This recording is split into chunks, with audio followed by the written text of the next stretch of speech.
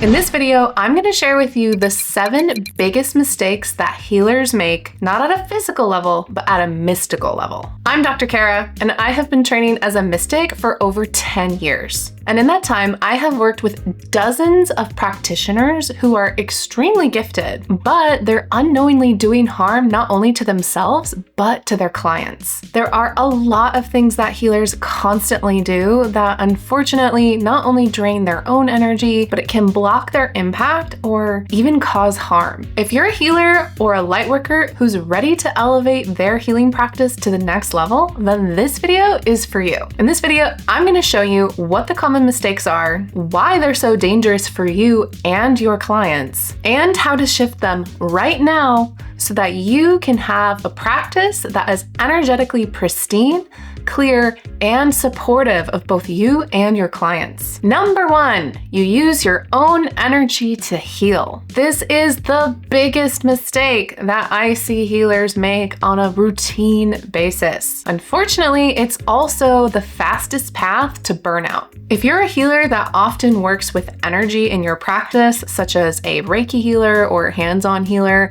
this is especially dangerous for you. A lot of these healing schools and modalities unfortunately have a really false or negative teaching, which is to use your personal energy to heal the other person. The reason why this is so bad is because you are effectively draining your own life force and sending it to that other person. Unfortunately, we are not omnipotent beings when we are incarnated here on Earth. We have our limitations. We are incredibly powerful, but we're not unlimited in that way. Our physical body has real limits, and doing that type of energetic transfer can actually not only be extremely draining for you, but it can be harmful to your client as well. Reason being is that every individual person has their own frequency of experience. Some people are what we call really low frequency, where they might experience life in a very negative way, such as anger, resentment, or fear. Other people might have higher frequencies in their experience, so they're operating more from a space of joy,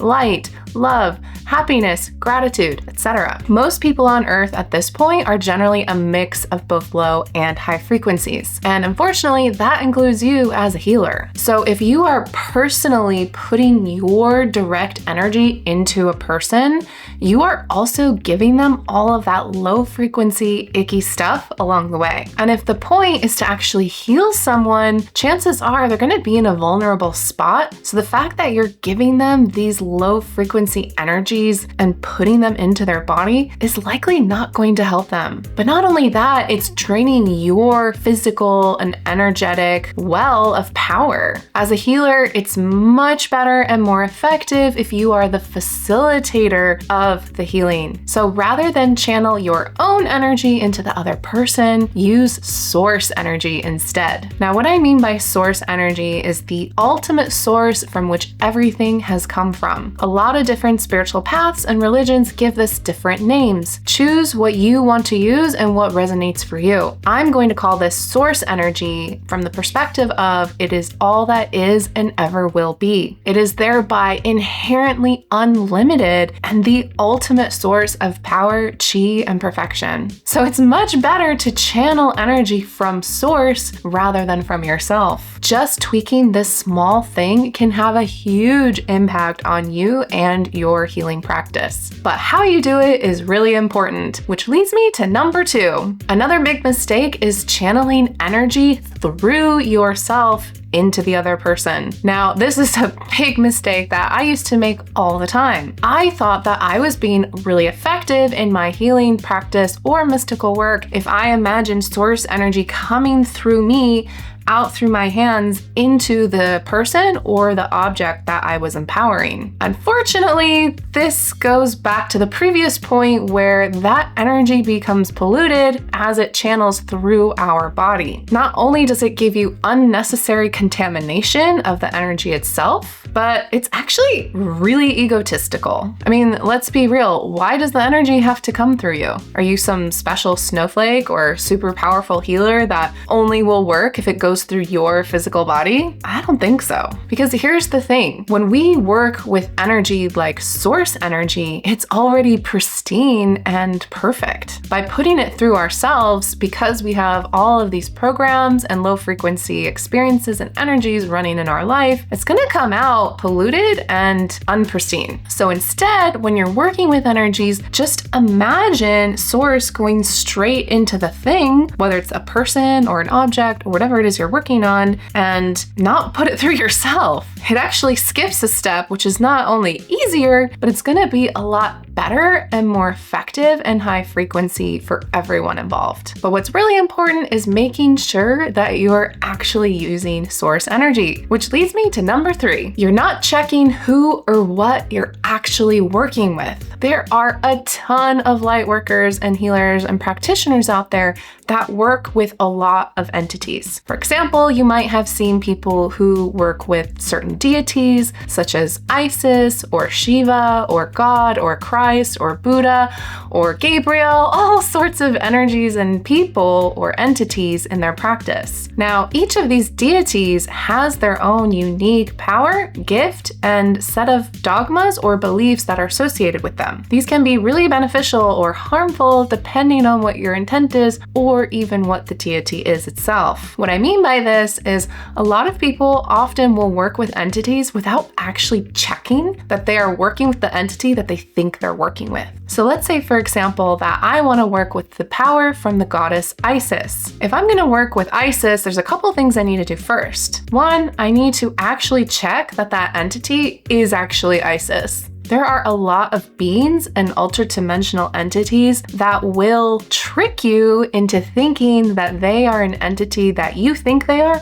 but they're actually not. This is one of the slipperiest ways that demons can enter into our field or our life. They put on a persona or a facade saying that, yeah, I'm Jesus Christ. And a lot of times that's not the case. But don't worry, there is a tool that you can use today that will help you identify who these entities actually are, so that if you're working with them, you can feel and know that it's true. And that is using the truthing exercise. It's an amazing class taught by my mentor and mystical teacher, Enelia Benz. You can check out the link in the description. So whenever you're working with an entity, whether it's Gaia, the human collective, your higher self, Isis, or whatever, always truth it first. That will make more sense once you take the class, but the shorthand of it is you basically truth whether or not that entity actually is who they say it is. This is also incredibly empowering because it trains you as a healer and a mystic to have a tool where you can check and truth whether things are actually real or not. This helps you become more empowered and sovereign because then you can learn how to trust yourself and your inner knowing. It's really important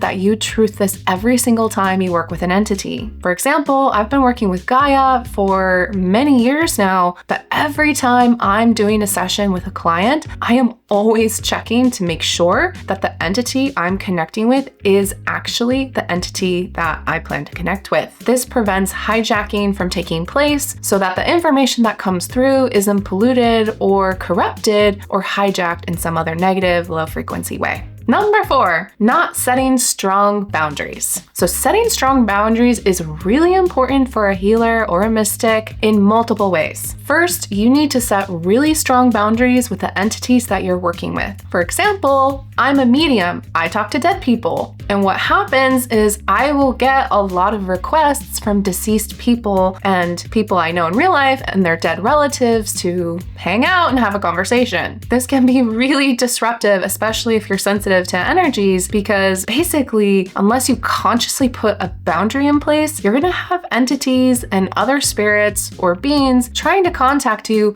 all the time. So what I do is I set up office hours. Basically, what this means is that at a very specific time during the week, between a certain hour of time, I am open to receiving messages from spirits and entities in a high frequency way. Note that I say high frequency. I want to make sure I put agreements in place on what my boundaries are because, frankly, I don't want to talk to nasty, demonic, really gross entities when I'm trying to go about my life. So even though I set very clear boundaries, it's really important important that you come up with a protocol that works for you. Now, not everyone is a medium, but it does give an example of how you can set energetic or mystical boundaries with the entities that you're communicating with in your work. For example, if you work with the goddess Isis, it's important to connect with Isis, but also end the connection when you're done doing your mystical work so that connection doesn't bleed through into your daily life. Now, if you want to do this at a conscious level, then by all means,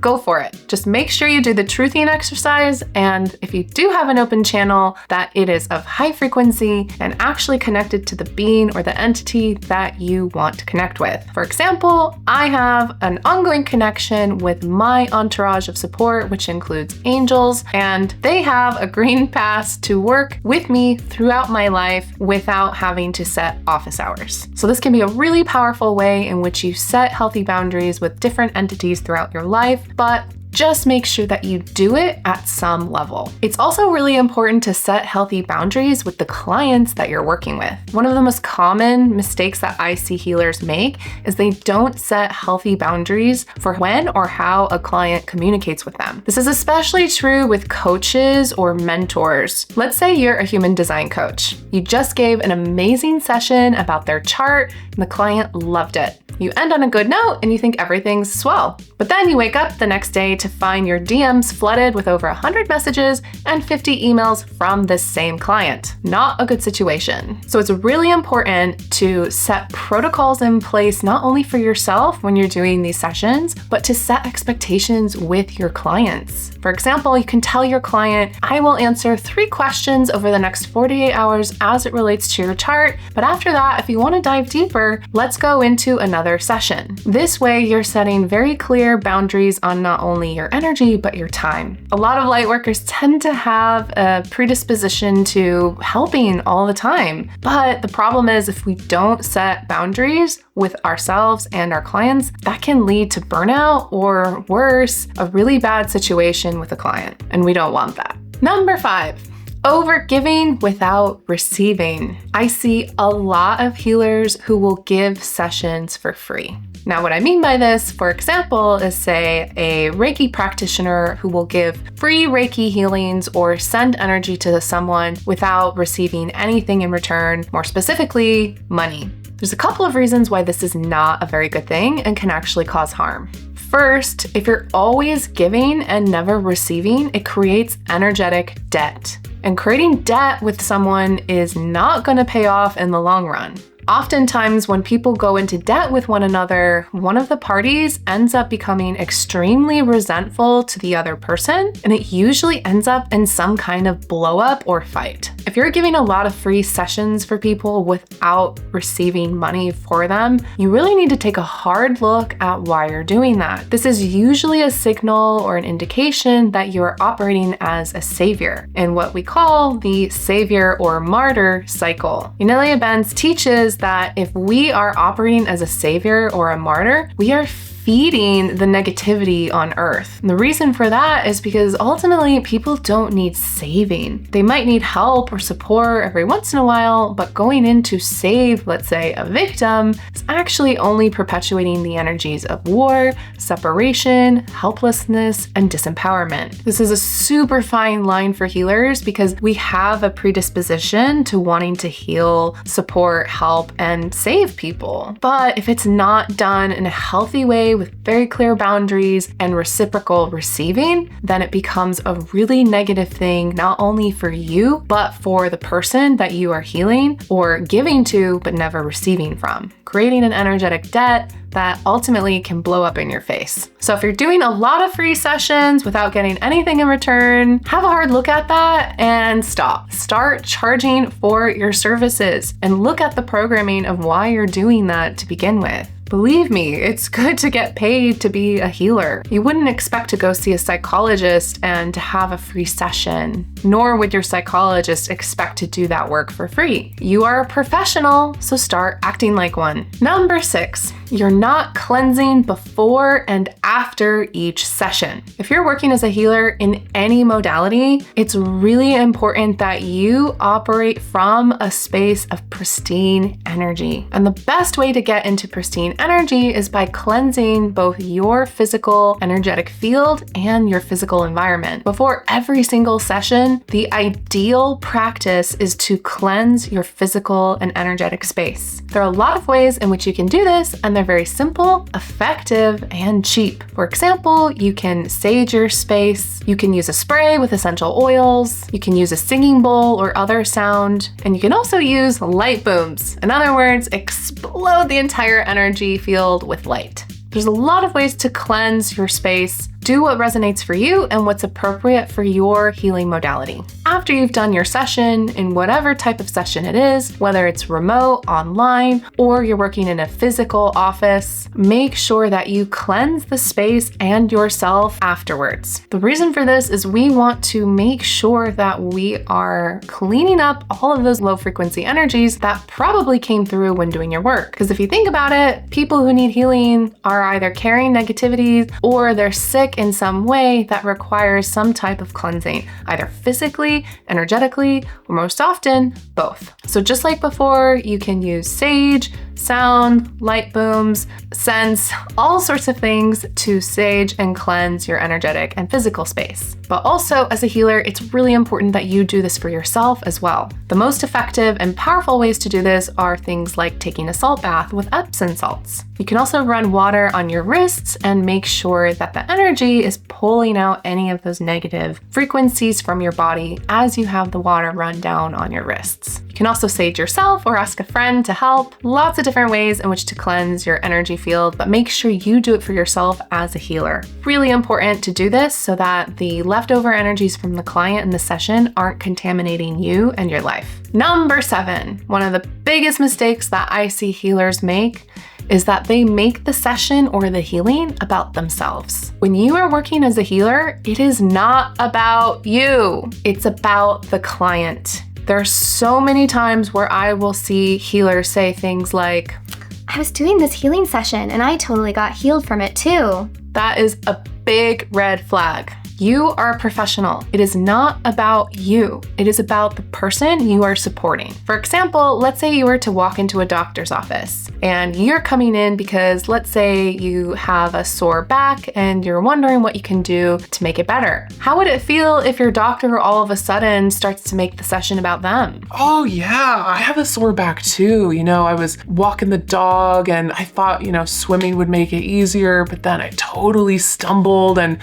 threw out my back. Oh, it was terrible. Really unprofessional. That doctor would not last long. So why is it any different for you and your healing practice? Only exception might be is if you're in a coaching situation or acting as a consultant and you're giving a case study or an example of something you have experienced that is directly relevant to the client, then that might be okay. But there are a lot of times where I myself will attend a session as a client and I'm horrified when I see the healer making the session about them and not me. In this situation, it is about the client because they are literally paying you to show up and you are expected to deliver a service to them. Not only is this super rude, but it's terrible mystical etiquette. Your job is to facilitate the shift of the client, not to prove your power or authority. They're already coming to you in the first place. So it's already clear that you're an authority and they know that you can help them somehow. So make sure to stay present and stay focused on the client. One technique that I use is I make sure not to use language that includes I, me, and myself. I always try to use language that talks about the client themselves or refer to them by name. This helps me keep focused on the client and not make the session about me. So if you've made any of these mistakes on the list, don't worry, you're not alone.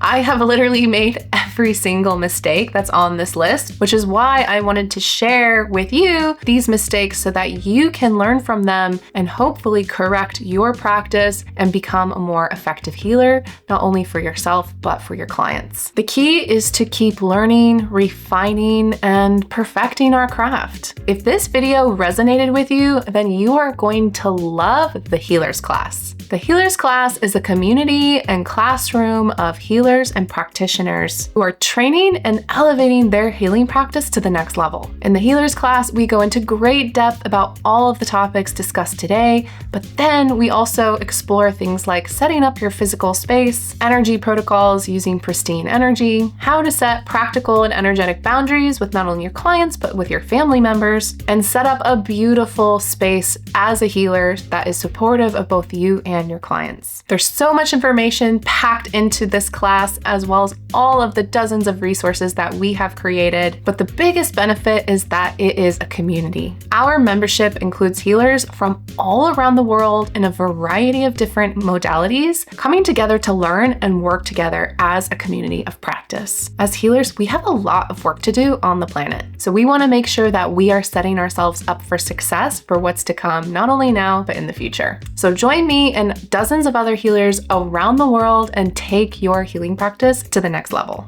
I'll see you in the class.